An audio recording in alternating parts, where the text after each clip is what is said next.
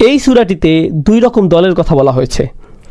সূরা মুরসালাতের 41 নম্বর আয়াতে আল্লাহ বলছেন, ইন্নাল মুত্তাকিনা ফি যিলালিন ওয়া উয়ুন, আল্লাহকে যারা ভয় করেছে তারা আজ থাকবে সুনিবিড় ছায়াতলে, প্রবাহমান ঝর্ণার মাঝে। এখানে তাকওয়াবান মানুষদের কথা বলা হয়েছে।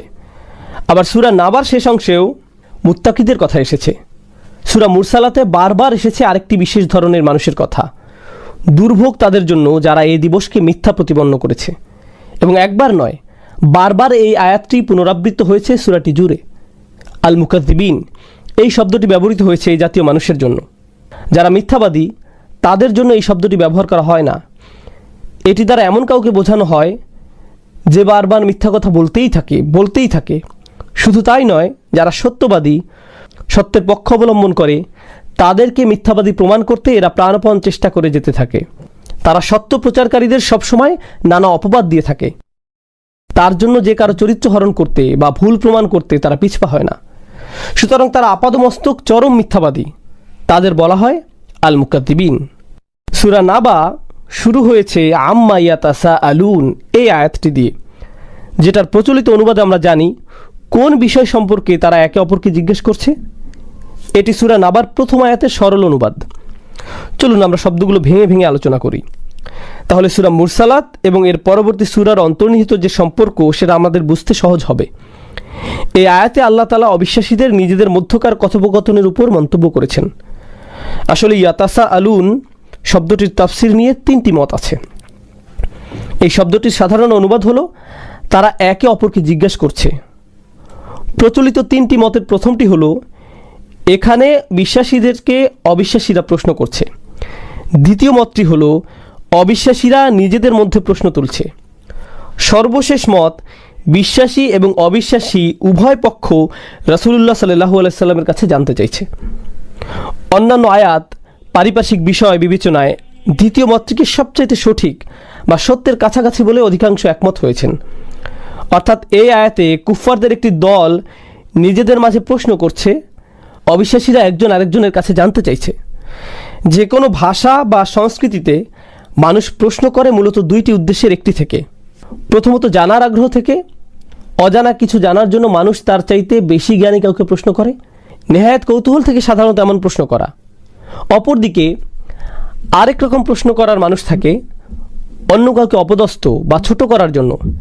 এখানে আসলে প্রশ্নকর্তা মোটেই জানতে চাইছে না, বরং বাকিদের জানাতে চাইছে যে বিষয়ের সম্পর্কে সে প্রশ্ন করেছে তা সে মোটেও আমলে নেয় না। খোঁচা দেয়া আর ব্যঙ্গ বিদ্রুপ করা এখানে মুখ্য। পুরো পরিস্থিতিটা একবার কল্পনা করুন। রাসূলুল্লাহ সাল্লাল্লাহু আলাইহি সাল্লাম মানুষের কাছে দাওয়াত দিচ্ছেন, ইসলামের স্মরণ করিয়ে দিচ্ছেন কিয়ামতের কথা। এমন একদিন আসবে যেদিন এই বিশ্ব চূর্ণ বিচূর্ণ হয়ে যাবে, মৃতরা পুনরায় জীবিত হয়ে যাবে, সমুদ্র প্রচণ্ড তাপে ফুটতে থাকবে। এই ধ্রুব সত্য জানিয়ে তিনি মানুষকে সতর্ক করছেন। এই সব কিছু শোনার পর তাকে ব্যঙ্গ করার জন্য, তাকে সকলের সামনে হাসির পাত্র বানানোর উদ্দেশ্যে অবিশ্বাসীরা নিজেদের মাঝে বলাবলি করছে, তুমি কি জানো সে কি নিয়ে বলছে? না তো, তুমি জানো? না, আমিও এমন উদ্ভট কথা কখনো শুনিনি। এই ধরনের কথা চালাচালির একমাত্র উদ্দেশ্য তাকে হেয় করা, অপমানিত করা। ঠিক সূরা মুরসালাতে আমরা দেখেছি আল্লাহ বারবার বলেছেন আল মুকাজ্জিবিনের সম্পর্কে। এই ধরনের মিথ্যাচারিতা অর্থাৎ তাকজিবের একটি বহুল প্রচলিত পন্থা হলো যিনি সত্য প্রচার করছেন এবং যে সত্য তিনি প্রচার করছেন সেসব বিষয় নিয়ে হাসি তামাশা করা, গুরুত্বপূর্ণ বিষয় নিয়ে ব্যঙ্গাত্মক প্রশ্ন করে বিষয়টার গুরুত্ব কমানোর চেষ্টা করা, বিচার দিবসে যে কোনো বিবরণ এবং ভয়াবহতা সম্পর্কে যে কোনো আয়াতের বিপরীতে অবিশ্বাসীরা এই ধরনের ব্যঙ্গাত্মক আচরণ করে যাচ্ছিল। যেমন তারা বলতো, আরে তোমার কি মাথা ঠিক আছে? মরে গিয়ে আমরা আবার জীবিত হব, তাই না? আর এই যে বিরাট বিরাট পাহাড়, সেগুলো সব তুলার মতো উঠতে থাকবে, এইসব কথা আমাদের বিশ্বাস করতে বলো? আর কি যেন বলো তোমরা, মাটিতে মিশে যাওয়ার পর আবার কবর থেকে বেরিয়ে আসবো? যত সব বানানো গাল গল্প। এভাবে খোঁচা দেওয়ার সুরে তারা কথা বলতো। অবশ্য এমন ভঙ্গিতে কথা বলা আজকের যুগেও অপরিচিত নয়। এখানে একটা বিষয় লক্ষ্য করুন এবং অনুধাবন করার চেষ্টা করুন। তাদের এই জাতীয় কথোপকথন রাসূল সাল্লাল্লাহু আলাইহি সাল্লামের কান পর্যন্ত পৌঁছায়। যারা ইতিমধ্যে বিশ্বাসী এবং দাওয়াতি কাজ করছেন তাদেরও এসবের মুখোমুখি হওয়া লাগতো। কিন্তু এই দুই পক্ষ ছাড়াও আরেক পক্ষ এখানে উপস্থিত, তিনি হলেন আল্লাহ আযজা ওয়া জাল্লা। সমস্ত কথোপকথন তিনি শুরু থেকেই শুনছেন। এবং এই সূরার প্রথম আয়াতে আল্লাহ অবিশ্বাসীদের হীন পরিকল্পনার প্রেক্ষিতে তার নিজের বক্তব্য প্রদান করছেন। সুতরাং আমরা এতটুকু বুঝতে পারি যে তাদের এই ব্যঙ্গাত্মক কথোপকথন, খোঁচা দেওয়া আচরণে তারা মূলত স্বয়ং আল্লাহর বাণীকে তুচ্ছ প্রমাণ করার চেষ্টা করছে, যার ফলে আল্লাহ তাদের উপর তীব্র অসন্তুষ্ট হয়েছেন। তিনি নিজেই তাদের এই আচরণকে লক্ষ্য করে সরাসরি আয়াত নাজিল করেছেন। আল্লাহ বলেন, আম্মা ইয়াতাসাআলুন। এই পর্যায়ে আমি অবিশ্বাসীদের প্রশ্নের ধরন সম্পর্কে আবার একটু বলতে চাই। কোরআনের বিভিন্ন অংশে তাদের এ জাতীয় প্রশ্নকে উদ্ধৃত করা হয়েছে। বিচার দিবসের বর্ণনার বিপরীতে তারা বলতো, আমরা কিভাবে বেঁচে উঠব যখন আমাদের হাড়গুলো মাটিতে মিশে যাবে? কিংবা যখন আল্লাহ তাআলা বলেন, আলাইহা তিসআতা আশার, জাহান্নামে থাকবে 19 জন প্রহরী, তখন তারা বলে উঠল, মাত্র 19 জন, এ তো কোনো ব্যাপারই না আমাদের জন্য। সুতরাং বোঝাই যাচ্ছে তারা কি ধরনের প্রশ্ন এবং সমালোচনা করতো রাসূলুল্লাহ সাল্লাল্লাহু আলাইহি সাল্লামকে দমিয়ে দেওয়ার জন্য। এবং এই ক্ষেত্রে আরেকটা কথা বলা যায় যে বর্তমানে আমরা দেখি তরুণদের অনেকে বিভিন্ন মিশনারি ওয়েবসাইট, নাস্তিক ব্লগার কিংবা কোনো ধর্মীয় পোস্টের নিচে এসে করা ব্যঙ্গাত্মক কমেন্ট দেখে তাদের অনুসরণ করতে শুরু করে। ইসলামকে ছোট করে বলা এসব কথা আসলে নতুন কিছু নয়। মক্কার কাফিররা এসব কৌশল অনেক আগেই প্রয়োগ করেছে স্বয়ং রাসূলুল্লাহ সাল্লাল্লাহু আলাইহি সাল্লামের উপর। সে যাই হোক, আল্লাহ বলছেন, আম্মা ইয়াতাসাআলুন আনিন নাবাইল আযীম। কোন বিষয়ে তারা একে অপরকে প্রশ্ন করছে? এবং আল্লাহ আগের প্রশ্নের সূত্র ধরে আরও বলছেন, তারা কি সেই মহাসংবাদের ব্যাপারে প্রশ্ন করছে? আরবি নাবা শব্দের অর্থ সংবাদ, কিন্তু সংবাদের সমর্থক অন্য আরেকটি শব্দ খবরও ব্যবহৃত হয় আরবিতে। সংবাদ বোঝানোর জন্য নাবা এবং খবর দুইটি শব্দই প্রচলিত। এই দুইটি শব্দ সমর্থক হলেও তাদের ব্যবহারের ক্ষেত্রে ভিন্নতা আছে। প্রথমত, নাবা বলতে বোঝানো হয় বিরাট কোনো সংবাদ, যেটা খবরের চাইতে গুরুত্বপূর্ণ। এই গেল একটা পার্থক্য। সুতরাং আমরা যে কোনো সংবাদের জন্য নাবা ব্যবহার করব না, কোনো বিশেষ ঘটনার প্রেক্ষিতে এটি ব্যবহার করা হবে। যেমন আজকে দোকান 10টায় খুলবে, এটা কোনো নাবা নয়, একে খবর বলা যায়। কিন্তু ধরুন জাতীয় নির্বাচনে কেউ জিতল, কিংবা হঠাৎ কোনো যুদ্ধ আরম্ভ হলো, এক্ষেত্রে শব্দটি হবে নাবা। কুরআনে আল্লাহ তাআলা শব্দ দুটিকে এভাবেই গুরুত্বের ভিত্তিতে ব্যবহার করেছেন। খবর শব্দটি কোরআনে 2বার উল্লেখ করা হয়েছে এবং 2বারই একই প্রসঙ্গে এই শব্দের ব্যবহার আমরা দেখি। যখন মূসা আলাইহিস সালাম ধুধু মরুপ্রান্তরে পরিবার নিয়ে পথ চলতে চলতে দূরে আলোর দেখা পেলেন, তখন তিনি বাকি সদস্যদের বললেন, সম্ভবত এর থেকে আমি কোনো খবরের সন্ধান পাবো। আতিকুম বিখবরিন, তোমাদের জন্য আমি সেখান থেকে কোনো সংবাদ হয়তো জোগাড় করতে পারবো। কিন্তু তিনি এই কথা বলার সময় জানতেন না ঠিক কোন পরিস্থিতির সম্মুখীন হতে যাচ্ছেন। তবে আশা করছিলেন হয়তো উপকারী কোনো নির্দেশনা সেই আলোর উৎস থেকে পাওয়া যাবে। এরকম একটা প্রসঙ্গে খবর শব্দটি ব্যবহার করা হয়েছে। এক্ষেত্রে তিনি পূর্ববর্তী জাতির সংবাদ সম্পর্কে বলতে নাবা শব্দটি বেছে নিয়েছেন। তবে আশা করছিলেন হয়তো উপকারী কোনো নির্দেশনা সেই আলোর উৎস থেকে পাওয়া যাবে। এরকম একটা প্রসঙ্গে খবর শব্দটি ব্যবহার করা হয়েছে। অপরদিকে যখন আল্লাহ ব্যতীত কোনো জাতির ধ্বংসপ্রাপ্ত হওয়ার কথা বলছেন, তখন তিনি বলছেন নাবা। সেক্ষেত্রে তিনি পূর্ববর্তী জাতির সংবাদ সম্পর্কে বলতে নাবা শব্দটি বেছে নিয়েছেন, কারণ এই সংবাদ কোনো সাধারণ সংবাদ নয়। নাবা আর খবরের মাঝে মূলত এটাই প্রথম পার্থক্য। দ্বিতীয়ত, নাবা বলতে এমন কোনো ঘটনা বা সংবাদকে বোঝানো হয় যা তার শ্রোতার জন্য উপকার বয়ে আনবে। একই সাথে এই সংবাদ যার কানে যাবে সে বিষয়টাকে অগ্রাহ্য করতে পারবে না, এটা তার উপর জোর প্রভাব ফেলবে, যার কারণে শ্রোতাও প্রতিক্রিয়া ব্যক্ত করবে। এমন নয় যে সংবাদটা কেউ শুনে নির্বিকার হয়ে থাকবে, যা করছিল তাই করতে থাকবে। নাবা এমন এক সংবাদ যা শ্রোতার কাছে তাৎক্ষণিক প্রতিক্রিয়া প্রত্যাশা করে। ধরুন কারো বাড়িতে আগুন লাগলো, এই সংবাদ কানে যাওয়া মাত্রই বাড়ির মানুষজন সঙ্গে সঙ্গে পরিস্থিতি নিয়ন্ত্রণে ঝাঁপিয়ে পড়বে, আশেপাশের মানুষদের সতর্ক করবে। তৃতীয়ত, ভাষাগত বিশ্লেষণের আলোকে নাবা বলতে সুস্পষ্ট কোনো ঘটনাকে বোঝানো হয়। এটা কোনো কাল্পনিক অনুভূতি বা তত্ত্বীয় মতবাদ নয় যে পরিস্থিতি ইন্দ্রিয়গ্রাহ্য, দেখা যাবে, অনুভব করা যাবে। নাবা এরকম কোনো ঘটনা সংঘটিত হওয়ার সংবাদ যখন আল্লাহ মৃত্যুর পরের জীবন, পুনরুজ্জীবিত হওয়ার কথা বলছেন, তখন নাবা শব্দটি বেছে নিয়ে তিনি এটাও স্পষ্ট করেছেন যে পরবর্তী জীবন কোনো মানসিক অবস্থা নয়, বরং এর বাস্তব অস্তিত্ব আছে। আমাদের প্রকৃত অর্থেই সে সকল অভিজ্ঞতার মধ্য দিয়ে যেতে হবে। অন্য অনেক ধর্মে মৃত্যু পরবর্তী জীবনকে আধ্যাত্মিক পর্যায় হিসেবে উপস্থাপন করা হয়, যেটা পুরোপুরি মানসিক একটি অভিজ্ঞতা। কিন্তু ইসলাম এই ধারণাকে নাকচ করে দেয়। জান্নাত জাহান্নাম কোনো বিমূর্ত ধারণা নয়, প্রত্যেকে নিজের চোখেই এসব কিছুর বাস্তব অস্তিত্ব দেখবে। আমরা আবার আয়াতে ফিরে যাই। আল্লাহ বলছেন, আনিন নাবা ইল আযীম, তারা কি সেই বিরাট সংবাদ নিয়ে প্রশ্ন করছে? আমরা আগেই আলোচনা করেছি, অর্থগত দিক থেকে নাবা বলতে এমনিতেই বড় কোনো ঘটনা বোঝায়। এই আয়াতে তার সাথে আরও একটি বিশেষণ যোগ করা হয়েছে, আযীম, যা পরিস্থিতির গুরুত্ব আর মহত্বকে পরিপূর্ণভাবে প্রকাশ করে। তারা কি আসলেই এমন একটা মহাসংবাদ নিয়ে ব্যঙ্গাত্মক প্রশ্ন করছে, যে সংবাদে তাদের সম্বিত ফিরে পেয়ে নিজেদের শুদ্ধি নেওয়ার কথা, তার বদলে বিদ্রূপ করছে? এরপর আল্লাহ আরও একটি প্রশ্ন করেন। এখানে জিজ্ঞেস করা সবগুলো প্রশ্নই কিন্তু আলংকারিক প্রশ্ন। আল্লাযী হুম ফীহি মুখতালিফুন। আল্লাযী শব্দটিকে বলা হয় ইসমে সিলা, ইসমে মৌসুল, এবং ব্যাকরণগত দিক থেকে হুম ফীহি মুখতালিফুনকে বলা হয় সিলাতুল মৌসুল, নাবা শব্দটির বিশেষণ। অর্থাৎ তৃতীয় সম্পূর্ণ আয়াতটি আর নাবা শব্দটির একটি বিশেষণ। প্রথম বিশেষণ হলো আল আযীম এবং দ্বিতীয় বিশেষণ হলো আল্লাযী হুম ফীহি মুখতালিফুন, যার একটি সাধারণ অনুবাদ হলো এমন দিন যা নিয়ে তারা নিজেরাই মতবিরোধে লিপ্ত, এমন এক বিষয় যা নিয়ে তারা নিজেরাই একমত হতে পারেনি। কিন্তু আয়াতের গঠনগত কারণে এর মাঝে আরও একটি গুরুত্বপূর্ণ অর্থ আছে, কারণ একে পুরো আয়াতটি একসঙ্গে বিশেষ্য রূপে ব্যবহৃত হয়েছে। আর এই কারণে আমরা বুঝতে পারি আল্লাহ তাআলা এমন কোনো বিষয় নিয়ে বলছেন যা তারা সব সময় করে থাকে। এই মতবিরোধ ক্ষণিকের জন্য নয়। উদাহরণস্বরূপ বলা যায়, এখানে আল্লাহ বলছেন আল্লাযীনা হুম ফীহি মুখতালিফুন, কিন্তু তিনি আল্লাযীনা হুম ফীহি ইয়াখতালিফুন বলেননি। এখানে ইসমে ফাইল ব্যবহৃত হয়েছে। আর বিশেষ্যের কারণে আমরা বুঝতে পারি এখানে স্থায়ীভাবে ঘটবে এমন কোনো ঘটনার প্রতি ইঙ্গিত করা হচ্ছে, যেহেতু ক্রিয়া দ্বারা ক্ষণস্থায়ী এবং বিশেষ্য দ্বারা স্থায়ী অবস্থা বোঝানো হয়। এখানে আরেকটি বিষয় লক্ষণীয়, ফীহি এই শব্দটির ব্যবহার। শব্দটির অবস্থান হুম এবং মুখতালিফুনের মাঝে। আল্লাযীনা হুম মুখতালিফুন ফীহি এটা কিন্তু বলা হয়নি, অথচ সাধারণ আরবিতে বাক্যটির এমন গঠন হওয়া স্বাভাবিক। ফীহি মুখতালিফুন, যা একটা আকস্মিক ধাক্কা দেয়। এটাকে আসলেই সেই বিষয় যা নিয়ে তারা নিজেরাই নানা মতে বিভক্ত? ইখতিলাফ শব্দটির দুই ধরনের অর্থ হতে পারে। একটি হলো সুস্পষ্ট দ্বিমত, অর্থাৎ তারা আক্ষরিক অর্থেই বিষয়টি নিয়ে নিজেদের মাঝে ভিন্ন মত পোষণ করে। তারা যে শুধু হাসি ঠাট্টা আর ব্যঙ্গাত্মক মন্তব্য করছে তা নয়, এদের প্রত্যেকের আখিরাত সম্পর্কে মন গড়া নিজস্ব মতবাদ রয়েছে।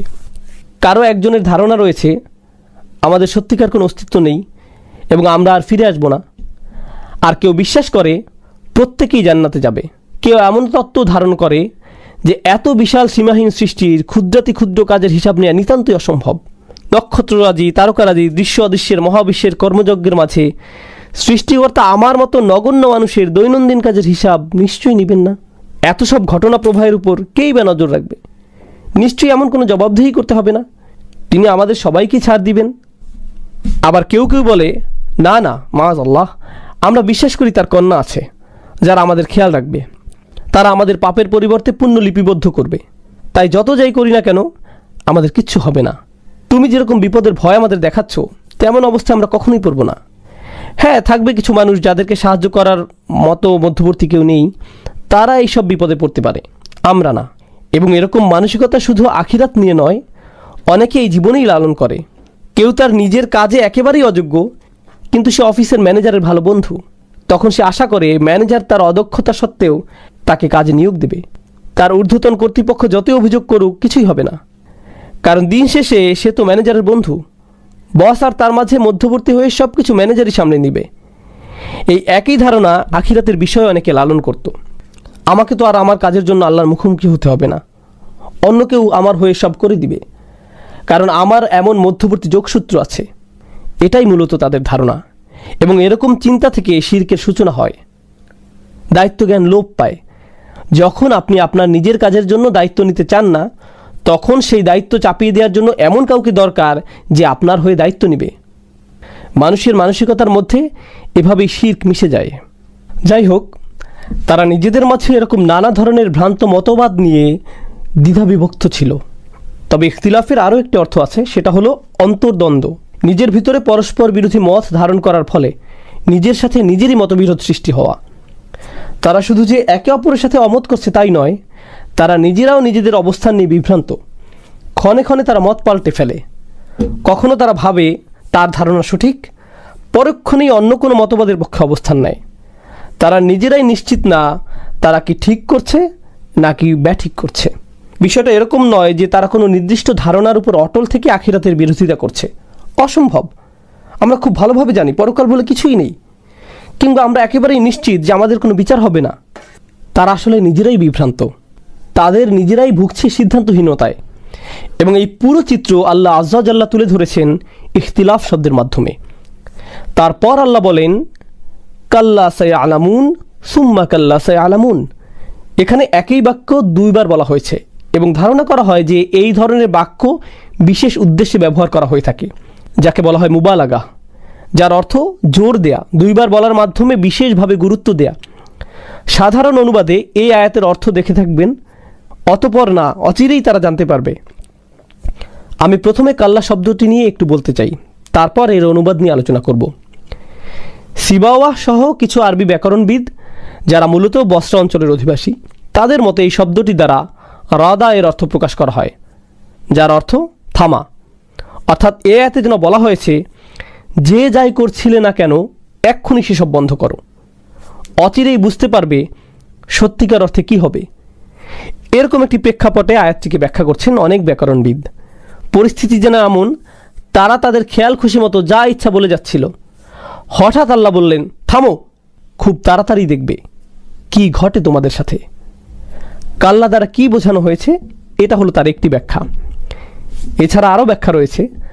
ভাষাগত দিক থেকে অন্য আরেকটি ব্যাখ্যা আরও বেশি জোরদার, যেখানে দেখা হয়েছে কাল্লা শব্দটি বাক্যের কোন জায়গায় ব্যবহার করা হয়েছে। যদি কেউ বলে কাল্লা, তারপর একটু বিরতি দেয় এবং তারপর বলে সাই আলামুন, তাহলে একরকমের অর্থ দাঁড়ায়। কিন্তু যদি কাল্লা সাই আলামুন একসাথে বলা হয় কোনো রকম বিরতি ছাড়াই, তাহলে সেটা একটা ভিন্ন অর্থ প্রকাশ করে।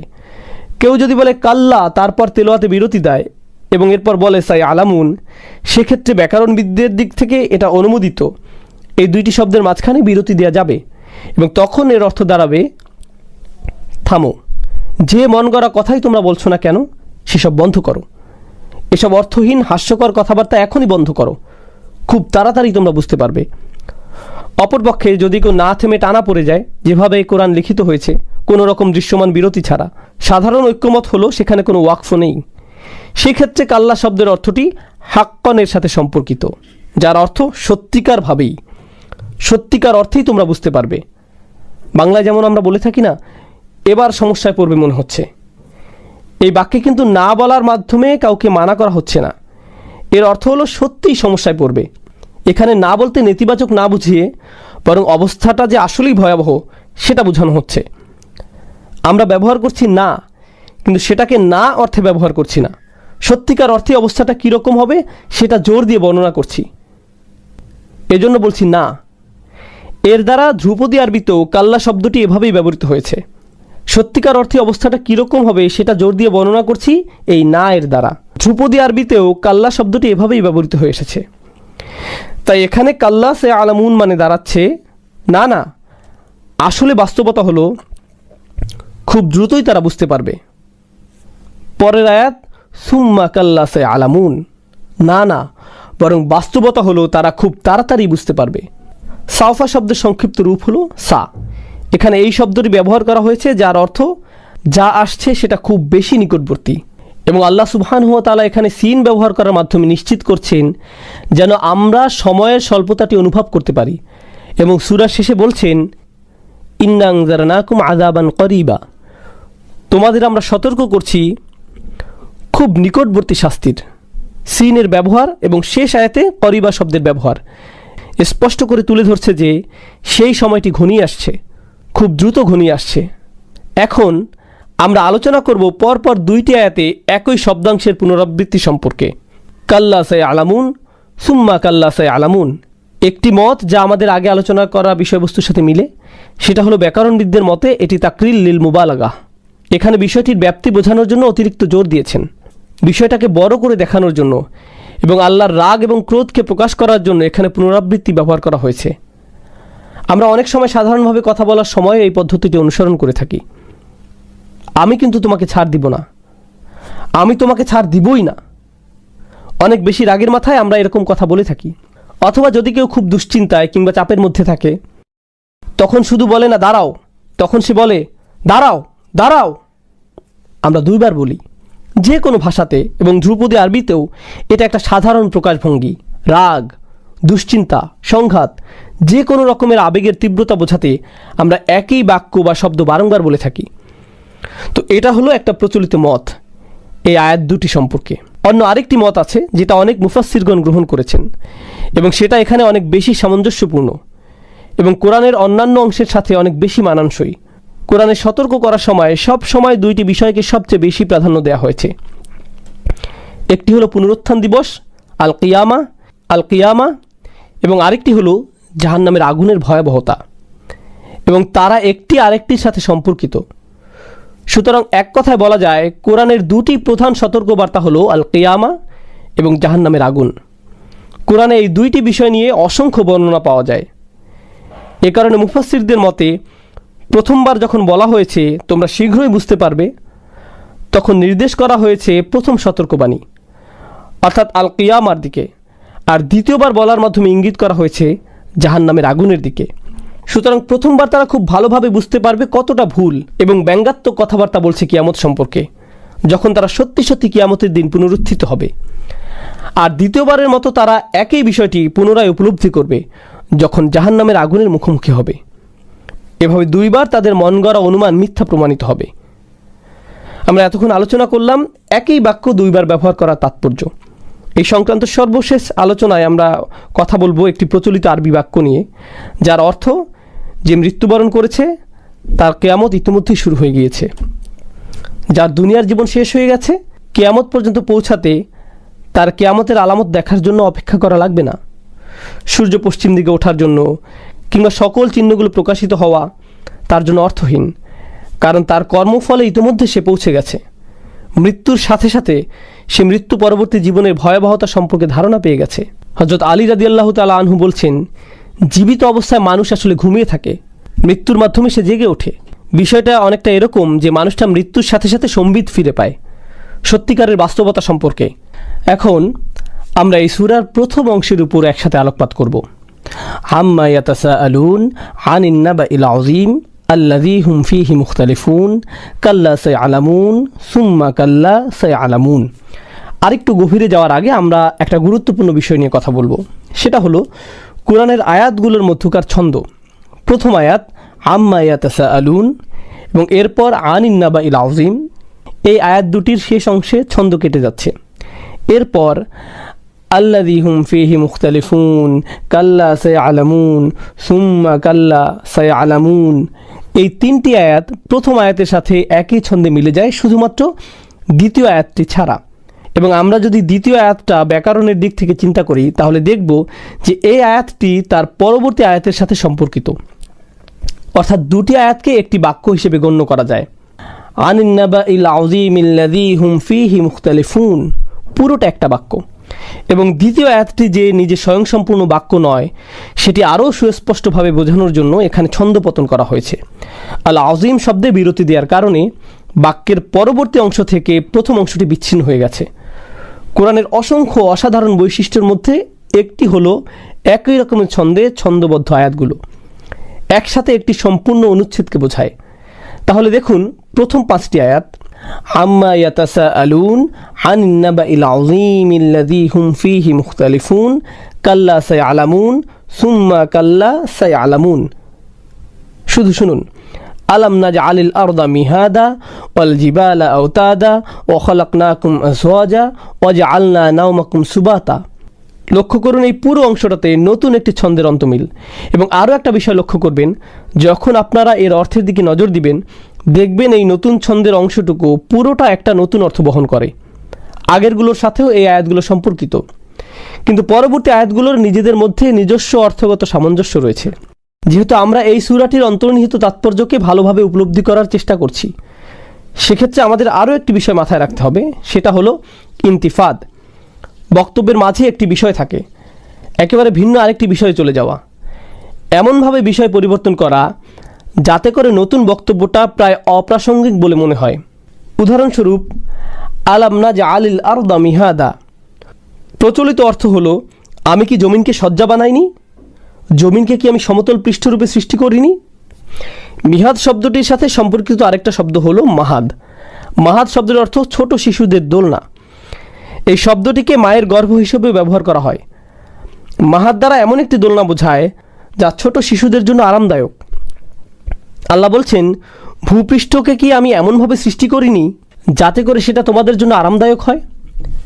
প্রাচীন আরবিতে মিহাদ শব্দটি বিছানা অর্থ ব্যবহৃত হয়। সুতরাং এটি এমন একটি জায়গা যেখানে কেউ বিশ্রাম নিতে পারে, যেখানে প্রশান্তি অনুভব হয়। সুতরাং পরবর্তী এ সকল আয়াতে দেখতে পাচ্ছি এখানে আল্লাহর নিয়ামতগুলো সম্পর্কে বলা হয়েছে।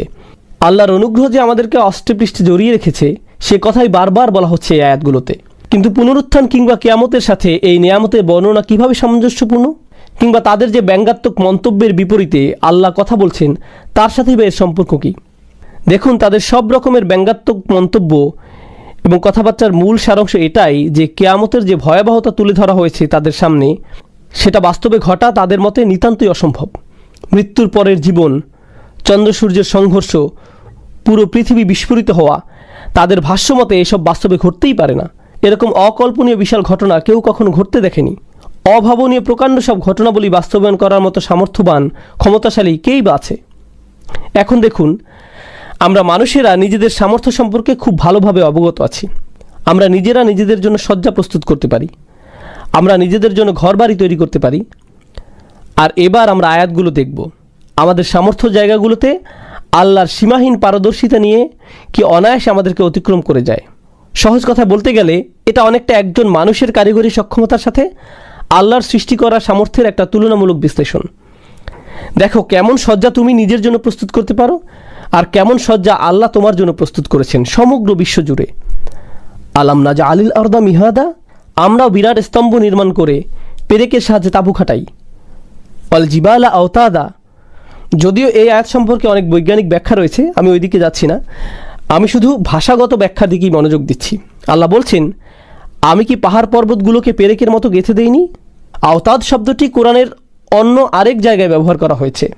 ফিরআউন আদিল আওতাদ, ফিরআউনের তাঁবুর বহর বোঝানোর জন্য। পরবর্তী সূরাগুলোর আলোচনায় আমরা এটা দেখতে পাবো। ফিরআউন পরিচিত ছিল তার পেরেকের জন্য। ফিরআউন যখন যেখানে চলাচল করত তার আগে থাকতো তার লক্ষ লক্ষ অগণিত সৈন্যের দল, আর যখনই তারা কোথাও থামতো তখন সেখানে অবস্থানের জন্য তারা তাঁবু খাটাতো। এই তাঁবুগুলো পরিচিত হতো তার সবচেয়ে গুরুত্বপূর্ণ অংশ অর্থাৎ তার পেরেক দ্বারা। আসলে এটা আরবি ভাষার একটা বৈশিষ্ট্য, যে কোনো কিছুকে তার সবচেয়ে গুরুত্বপূর্ণ অংশটি দ্বারা ইঙ্গিত করা হয়। যেমন একজন যোদ্ধাকে এক্ষেত্রে চাইলে তলোয়ার বলা যায়, কারণ তলোয়ারটি হলো সেই যোদ্ধার সবচাইতে গুরুত্বপূর্ণ অংশ। ধ্রুপদী আরবিতে এই বৈশিষ্ট্যের কারণে তাঁবুকে পেরেকও বলা যায়, কারণ একটা তাঁবুর সবচাইতে গুরুত্বপূর্ণ অংশ হলো তার পেরেকগুলো। পেরেক ছাড়া তাঁবুটার কোনো মূল্যই নেই। আল্লাহ বলছেন, তোমরা এই ধরনের তাঁবু খাটিয়ে থাকো। এবার দেখো কোন ধরনের তাঁবু আমি খাটাতে পারি, আর সেটা কেমন। ওয়াল জিবালা আওতাদা, আল্লাহর অকল্পনীয় ক্ষমতা সম্পর্কে ন্যূনতম ধারণা আমরা এভাবে পেতে পারি। এগুলো না হয় অনেক বিরাট সৃষ্টি। এবার মানুষের অভ্যন্তরীণ কিছু বিষয়ের দিকে নজর দেওয়া যাক। ওয়া খলাকনাকুম আজওয়াজা, আমি তোমাদের প্রত্যেককে জোড়ায় জোড়ায় সৃষ্টি করেছি। জোড়া তৈরি করার ক্ষমতা তোমাদের কারণেই। তুমি তোমার জোড়া সৃষ্টি করনি। কোনো পুরুষ নারীকে কিংবা কোনো নারী পুরুষকে সৃষ্টি করার ক্ষমতা রাখে না। আমি তোমাদেরকে এভাবে সৃষ্টি করেছি। এর কোনো কিছুতে তোমার কোনো হাত নেই। আমি দয়া করে তোমাদের এই বিন্যাস করে দিয়েছি। তোমার নিজের সৃষ্টির উপরে তোমার ন্যূনতম নিয়ন্ত্রণ নেই। তুমি কোন লিঙ্গের হয়ে জন্মাবে তাতেও তোমার কোনো হাত নেই। তোমার সঙ্গিনী বা সঙ্গী সৃষ্টি করার ক্ষমতা তোমার নেই। এটা এমনই এক সৃষ্টিগত বৈশিষ্ট্য যা অবিশ্বাসীদের নিজেদের মাঝে স্পষ্টভাবে দৃশ্যমান। অবিশ্বাসীরা নিজেরাও খুব ভালোভাবে জানে যে তাদের সঙ্গী সৃষ্টি করার ক্ষেত্রে নিজেদের ক্ষমতা নেই। তারা নিজেরা পরিকল্পনা করে এ কাজ করেনি, চাইলেও পারবে না। আল্লাহ বলছেন, ওয়াজআলনা নাওমাকুম সুবাতা, আমরা সৃষ্টি করেছি নাওম, ঘুম, গভীর ঘুম। আল্লাহ আয়াতুল কুরসিতে বলেন, লা তাখুযুহু সিনাতুন ওয়ালা নাওম। সিনা মানে তন্দ্রা, আর নাওম মানে হলো ঘুম, গভীর ঘুম। তো আল্লাহ বলছেন নাওমাকুম সুবাতা। সাবাত অর্থ আরবি প্রবাদ সাবাতা শাআরাহু, কেউ তার চুল কেটে ফেলল। আক্ষরিকভাবে সুবাত মানে বিচ্ছিন্ন করা, বিচ্ছিন্ন করা। তো আল্লাহ বলছেন রাত এমন কিছু যেটা তোমাকে বিচ্ছিন্ন করে দেয়। প্রথমত আত্মাকে শরীর থেকে বিচ্ছিন্ন করে দেয়, এরপর এটা দৈনন্দিন কাজ থেকে বিচ্ছিন্ন করে। আপনার কাজ, ব্যবসা, দায়িত্ব সব বিচ্ছিন্ন। আপনি বিচ্ছিন্ন হন আপনার পরিবার থেকে, আপনার যে কোনো সম্পৃক্ততা থেকে, সব কিছু থেকে। এটা এমন যে আপনি পৃথিবীতে মৃত। এখানে যাই ঘটুক কিছু যায় আসে না, কারণ আপনি বিচ্ছিন্ন। এটা খুবই গুরুত্বপূর্ণ, কারণ সূরার শেষের দিকে আল্লাহ বিচার দিবস নিয়ে কথা বলছেন এবং বিচারের দিনে প্রত্যেক মানুষ বিচ্ছিন্ন থাকবে। তারা বিচ্ছিন্ন থাকবে একে অপরের থেকে। আল্লাহ বলেন অতাকাত্তাত বিহুমুল আসবাব, তারা পরস্পরের থেকে বিচ্ছিন্ন হবে। আল্লাহ বলেন ইয়াউমা ইয়াফিরুল মারউ মিন আখিহি ওয়া উম্মিহি ওয়া আবিহি, মানুষ দৌড়ে পালাবে তার ভাই থেকে, মায়ের থেকে, বাবার থেকে, ওয়া সাহিবাতিহি ওয়া বানিহি। তো এটা হলো চূড়ান্ত বিচ্ছিন্ন হওয়া। কিন্তু প্রতিদিন আমরা এটার মুখোমুখি হই ঘুমের মাধ্যমে। এটা এতই শক্তিশালী যে অবিশ্বাসীরাও মানতে বাধ্য। যাই হোক, ওয়াজআলনা নাওমাকুম সুবাতা ওয়াজআলনা আল-লাইলা লিবাসা, আমরা রাতকে তৈরি করেছি পোশাক হিসেবে। রাতকে আমরা পোশাক বানিয়েছি। এখন এখানে রাতকে কেন পোশাক বলা হচ্ছে? কারণ রাত আপনাকে আবৃত করে ফেলে, আপনাকে চাদরের ন্যায় মুড়িয়ে নেয়। পোশাক হচ্ছে এমন কিছু যেটার আবরণে আপনি নিজেকে ঢেকে রাখেন।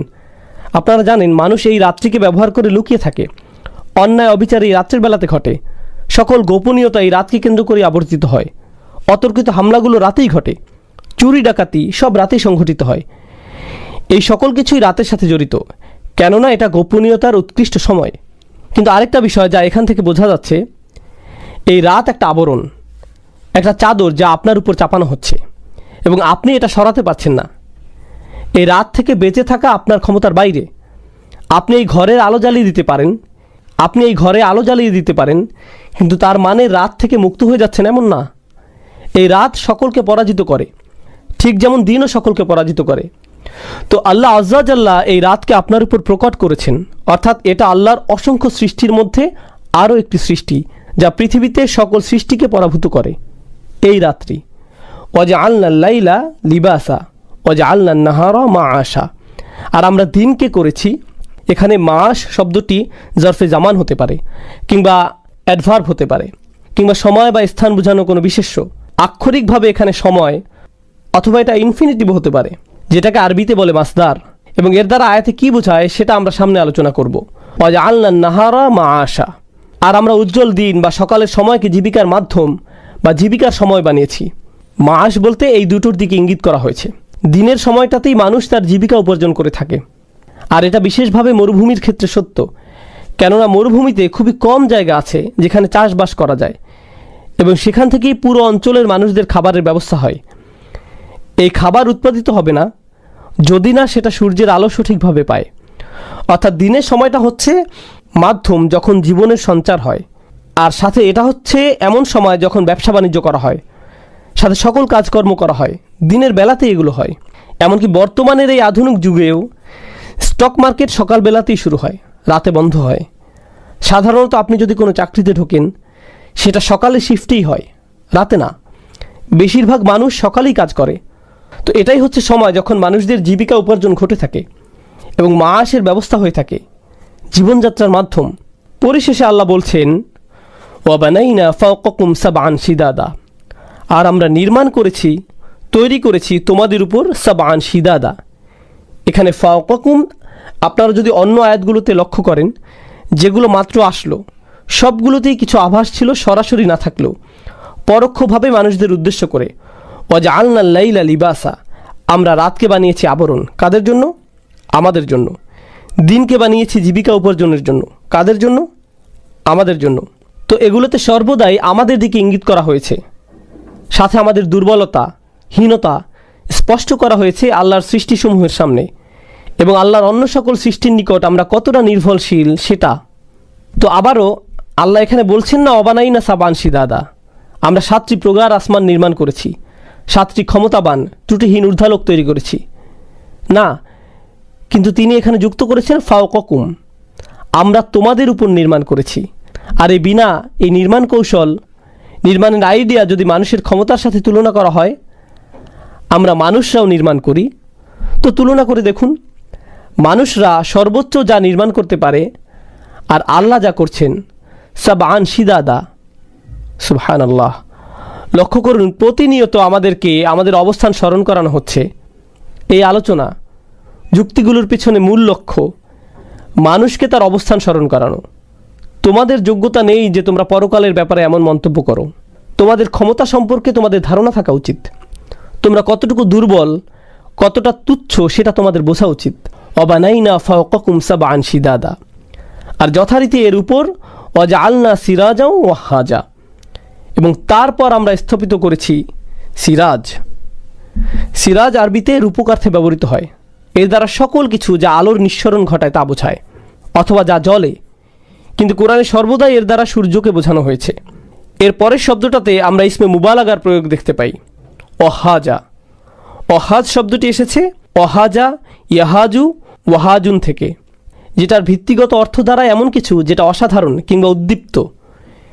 এর সাথে যুক্ত হলো অহাজ, যেটা আরবিতে সেই রূপ যেটা কিনা শব্দের অতিশায়ন ঘটায়, অর্থাৎ অস্বাভাবিকভাবে উদ্দীপ্তময় অসাধারণ প্রদীপ আমরা তোমাদের জন্য স্থাপন করেছি। তো দুনিয়াতে তোমরা যত প্রকার বাতি জ্বালাতে পারো, যত প্রকারের ঝাড়বাতি তৈরি করতে পারো, সেগুলোর তুলনায় আল্লাহ তাআলার এই সৃষ্টি কেমন? আবারও এর দ্বারা জানান দেয়া হচ্ছে মানুষের ক্ষমতাহীন অবস্থা। একই সময়ে আল্লাহ সুবহানাহু ওয়া তাআলার সৃষ্টিশীল ক্ষমতার রূপ। ওয়া আনজালনা মিনাল মুসিরাতি মাআন সাজ্জাজা, একটি চমৎকার আয়াত যা আল্লাহর সৃষ্টিশীল নৈপুণ্যের প্রকাশ ঘটাচ্ছে। তিনি বলছেন, আমরা পাঠিয়েছি মিনাল মুসিরাত। আসারা শব্দটি আরবিতে, অথবা ইয়াসার যেটা মাজদার, এর অর্থ হচ্ছে চাপ দিয়ে নিঃশেষিত করা, শক্ত মুষ্টিতে নিংড়ানো। একটা মত অনুযায়ী এর দ্বারা বাতাসকে বোঝানো হচ্ছে। বাতাস বহমান হয়, তারপর তা মেঘদের চাপ দিয়ে নিংড়িয়ে নেয়, এবং এরপর মেঘ থেকে পাওয়া যায় বৃষ্টি। তো এখানে একটা চিত্র উপস্থাপিত হলো, বাতাসের সবশেষ মেঘদের নিংড়িয়ে দেয়া। ইয়াসার শব্দটি ক্লাসিক্যাল আরবিতে ব্যবহৃত হয় এমন একটি কাপড়কে বোঝাতে যেটা পুরোপুরি ভেজা। আপনি সেটাকে নিংড়ালে, চাপ দিলে পানি বের হয়। এছাড়াও ইয়াসার ব্যবহার করা হয় সেই মেঘমালাকে বোঝাতে যেটা পানি দ্বারা পরিপূর্ণ, আর নিতে পারছে না, এবং পরবর্তীতে বৃষ্টি হচ্ছে। তো এই দুইটি হচ্ছে অর্থ যা আমরা পাই মুসিরাতের মাধ্যমে। মেঘমালা যা বাতাসের চাপে থাকে, অথবা মেঘমালা যা পানি দ্বারা পরিপূর্ণ থাকে।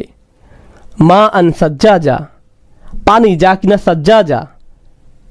সাজ শাব্দিক অর্থে বোঝায় উদ্বেলিত, প্রবাহিত, অতিমাত্রায় ভারী বর্ষণ কিংবা জলোচ্ছ্বাস, অর্থাৎ আমরা অত্যাধিক মাত্রায় পানি সরবরাহ করছি। আবারও যেটার মানুষের সাথে তুলনা চলে না, আমরা জানি পানি হচ্ছে এমন আরেকটা বিষয় যা মানুষকে পরাভূত করে, হয়তো এর অতিপ্রবাহের দরুন অথবা এর ঘাটতির দরুন। আল্লাহ যখন পানি সরবরাহ বন্ধ রাখেন, সেটা মৃত্যু বা দুর্ভিক্ষের কারণ হতে পারে। যখন তিনি অত্যাধিক পানির সরবরাহ করেন, তখনও সেটা মৃত্যু বা ধ্বংসের কারণ হতে পারে। সুবহানাল্লাহ। তো আল্লাহ আজ্জা ওয়া জাল্লা আবারও এখানে মানুষের উপর তার ক্ষমতার প্রদর্শন করে যাচ্ছেন। আচ্ছা, এখন আপনারা আল্লাহ সুবহানাহু ওয়া তাআলার কথাতে কিঞ্চিৎ দয়ার লক্ষ্য করবেন। তিনি আপনাদের উপর কি কি নিয়ামত দিয়ে রেখেছেন সেগুলোর স্মরণ হবে। লিনুখরিজা বিহি হাব্বাও ওয়া নাবাতা, আমরা এখান থেকে পাই, এখানে হি দ্বারা অর্থাৎ সর্বনামটি দ্বারা মা বা পানি বোঝানো হচ্ছে। পানি থেকে আমরা বের করি হাব্বা ওয়া নাবাতা। হাব্বান শব্দটি ব্যবহৃত হয় সকল প্রকার শস্য বোঝাতে, সকল প্রকার দানা, এ ধরনের ফসল বোঝাতে। নাবাত শব্দটি ব্যবহৃত হয় সকল প্রকারের ঘাস বা শাক সবজি বোঝাতে। তো সামগ্রিকভাবে পৃথিবীর পুষ্টি সাধনের জন্য সকল খাদ্যের কথা বলা হচ্ছে। পৃথিবীতে যদি এই সবুজ শ্যামল উদ্ভিদ না থাকে, প্রাণের অস্তিত্ব থাকবে না। আমরা যাই আহার করি না কেন, সেটা উদ্ভিদ জীবনের সাথে জড়িত। আচ্ছা, যাই হোক, লিনুখরিজা বিহি হাব্বা ওয়া নাবাতা ওয়া জান্নাতিন আলফাফা। এর চাইতে মজার বিষয় হচ্ছে, জান্নাত বলতে আমরা জানি ঘন সবুজ বাগান, আর আলফাফ শব্দটি হতে পারে লাফিফের বহুবচন। যদিও এই ব্যাপারে আরও মত রয়েছে। লাফিফ শব্দের অর্থ যা ছড়ানো বা জড়ানো থাকে। তো দৃশ্যায়ন হচ্ছে এমন বাগানের যেখানে গাছের সাথে ডালপালা, পাতাসমূহ একত্রে বিজড়িত অবস্থায় আছে। সূক্ষ্মভাবে এটা আরেকটার সাথে যুক্ত, দেখতে মনে হচ্ছে একে অপরের সাথে জট লাগা অবস্থায় আছে। এটাই হচ্ছে ওয়া জান্নাতিন আলফাফা।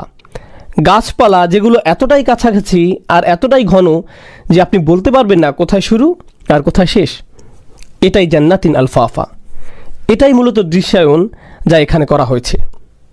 এখন এতক্ষণ ধরে সৃষ্টিশীল ক্ষমতার এতটা ব্যাখ্যা করবার পর, এটা ছিল দ্বিতীয় স্তবক, যদি মনে থাকে, দ্বিতীয় পাঠ এই সূরার, যেখানে মানুষের ক্ষমতা কিংবা দুর্বলতার সাথে আল্লাহর সৃষ্টিশীলতার একটা তুলনা করা হয়েছে। প্রথম স্তবকে যদি আমরা ফিরে যাই, সেখানে সামগ্রিকভাবে সমস্যাটা কী ছিল?